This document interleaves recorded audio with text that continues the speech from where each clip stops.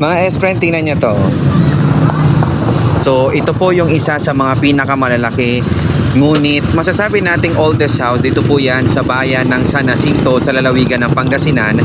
Naririto lamang po yan, alam mo yung very familiar kung tiga rito ka talaga sa bayan na ito or napapadaan ka dito going ng Manaoag or ng Baguio.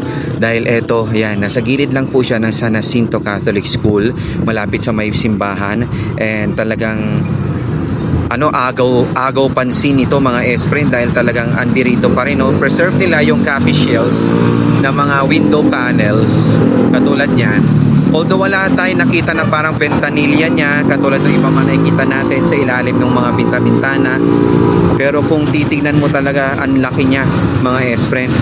And very common ito sa mga kabahayan ng mga mayayamang angkan dati sa mga panahon po ng Espanyol o yung mga sinaunang panahon pa mga S-friend.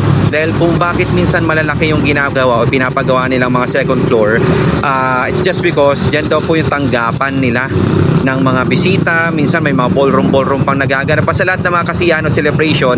Dyan daw po ginaganap sa mga second floor na mga ganitong klaseng malalaking bahay. Hindi natin alam kung yung kanilang first floor ba ay yari sa bricks or kung ano pa man.